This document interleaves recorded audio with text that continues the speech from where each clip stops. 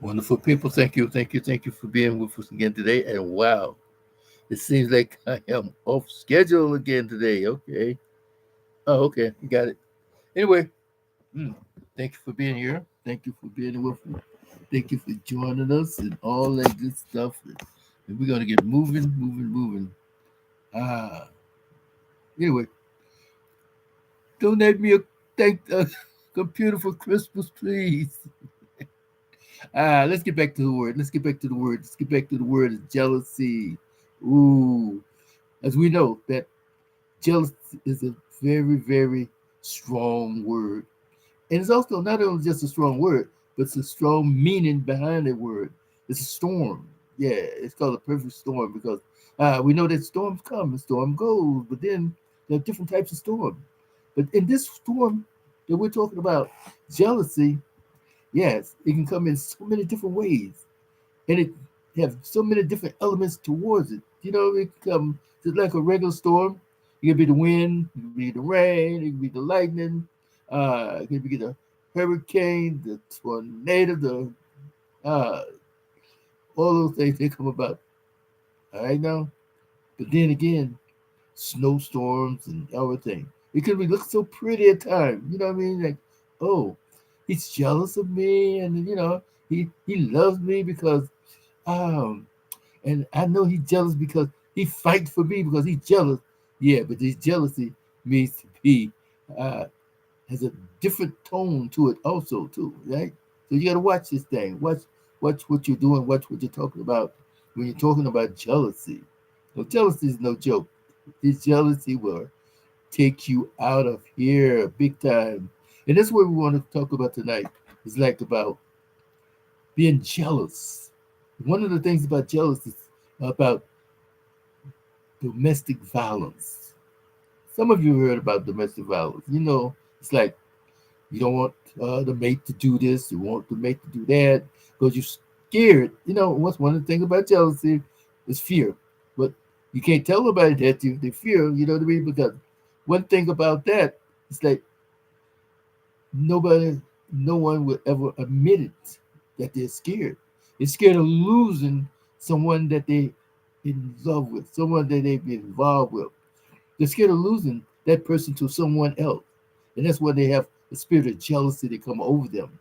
And jealousy can lead to very harmful things, very destructive situations and things. So that's why we want to try to encourage, we try to inspire people that if you have a jealous streak, if you have anything that will hurt someone, try to calm down. And we ask the person that's involved with you, not say to play along all the time, but then again, seek help, get help, and try to get out of the situation because the jealousy can go to the extreme, and that's why we want to let you know today about the extreme part of jealousy. Yeah. Well, they said, well, you know, God was jealous. Yeah, he is jealous because he don't want the evil one to mess with his children. He's a protected. And that's what jealousy is about also, is protection. Jealousy is about leadership. Jealousy is also about covering someone, knowing that I care for you so much that I don't want anything to happen to you. So, you know, and I don't want you out there running around, going astray, going this and going that. And that's why God is so jealous of us because leave it up to us for we are one day one here and one day over there. You know what I mean? But no, God said, be straight, steadfast, unmovable, abiding in the word, abiding in him. So let me staying in him. So that's what he wants us to do. Not to be all over the place. So he's jealous of us. So God is a jealous God. But then again, that jealousy is such a way that he is still being a gentleman about the whole situation. And some people say that, well, why would God hurt someone? Why would God do this? Why would God do that? Because just like in any family, okay, the father would have a child. Now, that child is supposed to do this, do certain things around the house, have obligations, chores, however you want to talk, as a part of the house. The child's supposed to be contributing to the upkeep and well-being of the house. Well, the father is more or less important in everything because the father is the one that really making a major contribution to the well-being of the house, of the home. Now, he's trying to teach his child, especially his son, how to do things, what to do and everything. But the son is like lazy, trifling, don't care, self-centered, arrogant, prideful, all of the things that the father is upset about. And the father is like, wait a minute. And the father knows that here come all these guys from down the street over to town like a little gang, and all they want to do come over to your house, eat up your food, drink up your sodas and everything, play the games, and leave a mess. You got potato chip bags, you got pizza boxes all over the place, and when the father come home, father's there. It's like, what in the world is going on? So the father's upset. So he's jealous of his son out there with all of those other guys. He can't get through to him. He can't talk to him and everything. And he's a jealous father. And that's what God is to us. God is jealous of us because he tells us, don't do this and don't do that. Well, why would we have a God that tells us, don't do this and don't do that? Because just like in any other father that loves his children, you don't want his children to go and fall into bad hands, fall bad shapes, bad situations. He doesn't want his children to fall into danger. Because see, in danger nowadays, hey, it's not like before where you could just fuss with each other, fight with each other a little bit, and then you go about your business and next 20 minutes y'all playing together. Not today. Not today. And each day you get worse and worse. Little kids can come home, go home, and get something and come back and end your life today. Little kids nowadays end the life of the whole family today. So therefore, he wants us to be in that place of righteousness, in that place of going in the right direction, holding fast to what he teaches us and what he has taught us all this long. But are we holding to this? And this is why we come to inspire, encourage each other. Hold to the goodness because we serve a jealous God. And then again, here we go. Sometimes we meet someone. Oh, well, that's a beautiful person and everything, nice and everything. And then you come to find out if that person maybe smile at somebody, you get upset. Whoa, wait a minute. You know what I mean? Why you get upset without even knowing what's going on? So you express your disbelief, you express your uh, objection to that person about them being smiling with somebody and talking to someone and everything like that. But you don't know what they're talking about. You don't know what they're saying. But instead of asking questions, instead of going up there and like, hey, how you doing? Or, oh, I see you got a new friend. Okay, well, this is so and so and so and so. This person works in my job, everything, right? Okay, well, anyway, and when I get you in a place, get you at home, I got to talk with you. But see, this is how we do. We don't do, in other words, we don't set those boundaries. We don't set those limitations. We don't set standards. We don't have standards today like we used to have in the old days, or even like what God has put forth for us, the standard. And He has a standard of excellence. He has a standard of perfection, a standard of love, a standard of conditioning that being there for us, like uh, self-control and discipline, that kind of stuff. You know what I mean? So we have to exercise these standards in order to be in a place where we're giving Him the glory. We honor our Father, and honoring God is just like honoring your natural father. You don't talk back to your father. You don't uh, talk in bed against him. You don't disrespect him. And then again, you don't put your hands on them. But that's what happened too many times today. Children are not like what we're supposed to be at all times. That's why it said, raise up a child the way he should go. And when you get older, you will not depart from the truth. Yeah? So let us try to hold to our children, teach them, value them, and then support them in such a way where they learn from us. Not only will they learn from us, but then they will apply what they have learned. And when they apply the things that we learn, then wow, that's a beautiful thing. That's a beautiful child. You know what I mean? But today, too much influences that come about in the atmosphere towards each other. Not only the children, but even the grown-ups. You know what I mean? So like we hear these things, we've been provoked to do this, provoked to do that, seduced to do these things, been violated and abused and all this stuff. But yet and still, we have a jealous God that says, I didn't want you to go that way. I didn't want you to do this. Well, why didn't God stop it? He tried to. He told you. He spoke with you. He gave you inspiration. And you still did it on your own. You're hard headed. And we have been hard headed so many times and so often that we just lose it. We just have to tell the truth about it. You know, I said, when you're bad, you know you're bad, and you have to sleep in the flea bag. What I say, make your bed, lie in it, go to sleep in it. So anyway, so we know that sometimes jealousy is because we don't want someone to get involved with what we have. We don't want someone to take over this what we have. And that's what happened in domestic violence so many times. You know what I mean? So like we are so subtle, so involved into our relationship that is. Not about love, more or less. You know what I mean? Even if it could be love. But what are we doing? We take command, we take control. And that's a form of jealousy also. We're so jealous of that person that we use them or make them a god. We make them a statue. We make them, I say, a goddess, more or less. You know what I mean? So that person now is like uptight because now that person can't do anything, don't have any freedom. But we don't think about that because we're so jealous that someone is gonna come in and take what we have.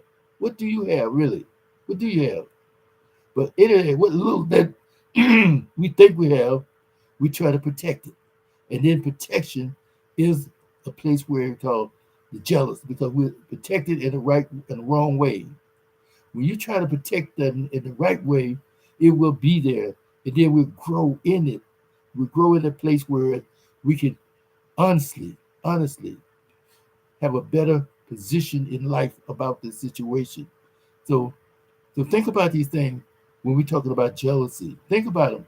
Because see, jealousy is not just say being afraid that you're going to lose something, but then jealousy can take over your character, can take over your life even. And that person that you're so jealous of can't move because now you have been, how you call it, inundated with that feeling, that spirit of jealousy. A person have no life on their own because now you have control of them. You determine what they should do, where they should go, and who talk to them, who say anything to them. And you better not smile at them. You know what I mean? But God don't act like that. He don't do us like that. But God let us have a certain amount of limitations, and that's what we should do. Set limitation, and then have that conversation. Have that conversation with let the person know where we stand, where we're coming from. Set no boundaries, and then talk with that person. Get the understanding about who they are, what they're about, and then we'll find out who we each other.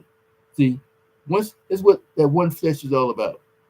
Learning each other and how to control, how to not say it's good to control. Yes, we do.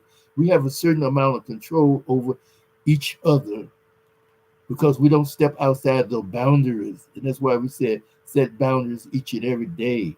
Either set boundaries up front so we'll know what's going on. And when things start to happen in the wrong way and everything, you notice these things. You don't wait till 3 and 4 months. You don't wait for a year. And then of suspicion of like, well, I don't want to make a false accusation about this and that and the other, but bring it to the front. Bring it up front and find out what's going on. Well, maybe this person don't love you. Maybe that person have never loved you anyway. And so now you know. Bring it up front. Let them know what's going on.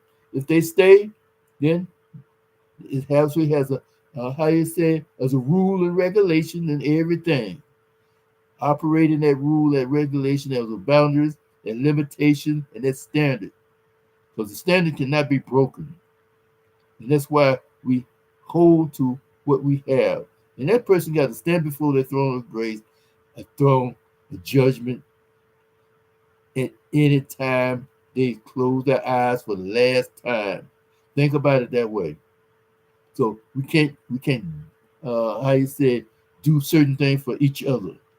Certain things we do are supposed to be representative of each other, but not everything. But then again, there's certain things that we're responsible for each other. And that's one of the reasons why we have to put this jealousy aside. There's a limitation to jealousy. You don't want somebody to come in, mess with your children. You're jealous. And that jealousy is in a nice way, in a good way, because you don't want your children running all over the place, doing this, doing that. You don't know where they are, what you're doing, everything, because you don't care. It's going to be all right. They all right. They all right. And we hear this too often, too many times, and that poor child get missing. But when we pay attention to things, and that's what jealousy will help you to do, pay attention. But don't let that jealousy get out of control. And that's where we got to come today. Try to put a handle on it. Don't let it be out of control. But then again, another place of the form of jealousy is that competition. Oh yeah. We see that someone is successful, and I was jealousy like, oh wow, I can't be like that, and why they gotta have this, and why they do it, and why they that. Stop being so jealous. Don't worry about what they're doing, what they have. Get what you have. Like I said, be content in your own standard, your own state. Be content. But then grow in your own grace and grow in knowledge, grow in wisdom, grow in status and stature. Keep growing as much as you can each and every day. So a person is growing. So a person is a productive person, maybe become richer, whatever. You know what I mean? Let them be.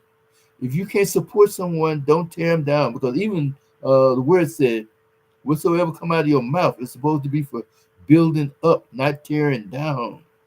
And that's what jealousy will do. Backbite, backstabbing, false information, false this and false that.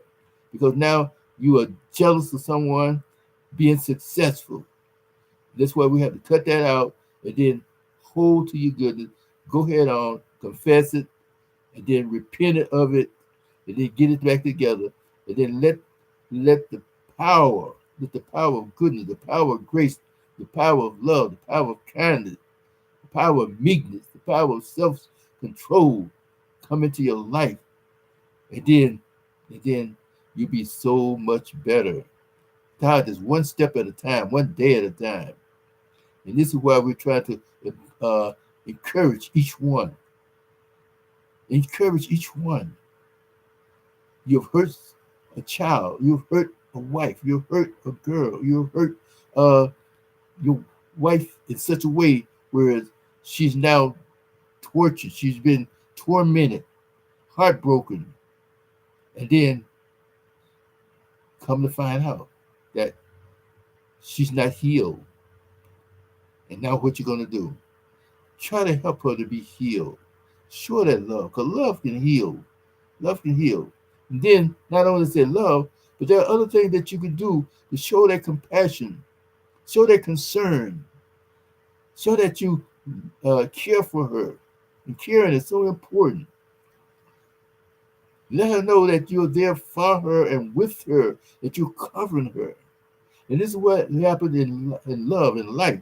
This is what happens sometimes when we have men fall short of what is good and what is valuable as far as our destiny towards our life in that way, in that character, in that position.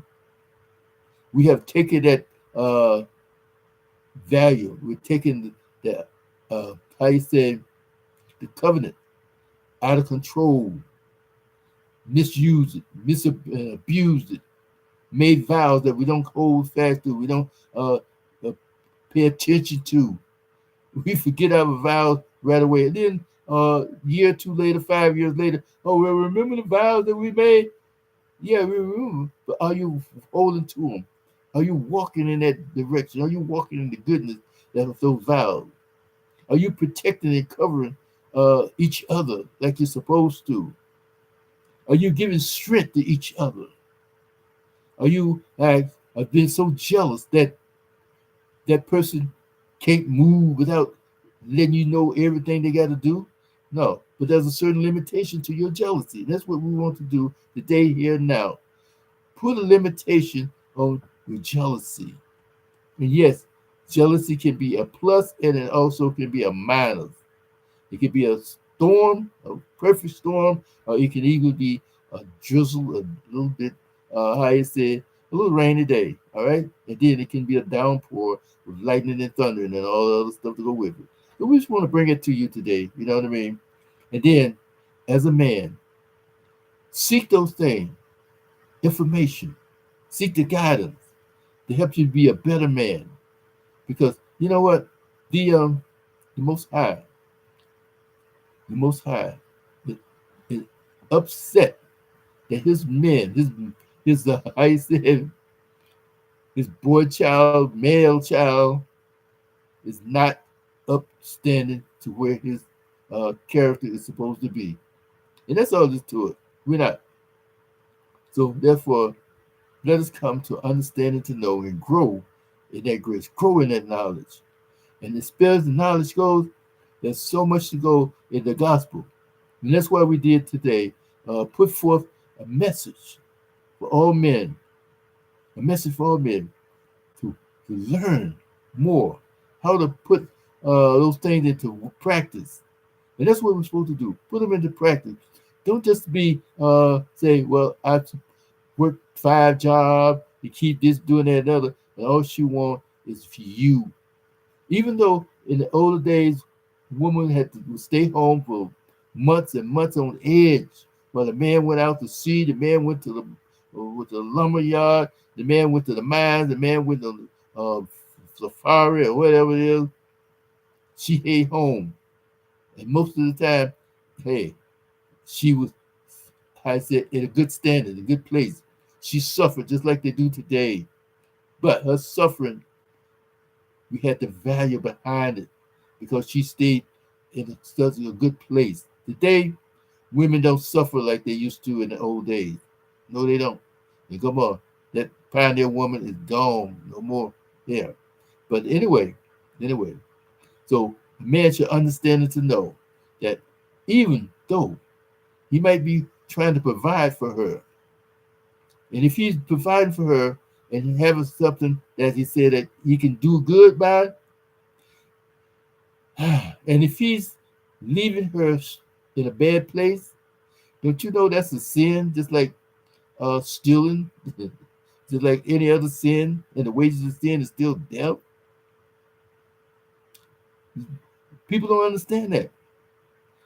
That a man come in not taking care of his wife, not giving his wife affection, not giving his wife intimacy, not giving his wife attention, not giving his wife uh, the pleasure that she deserved or the fulfillment that she deserved.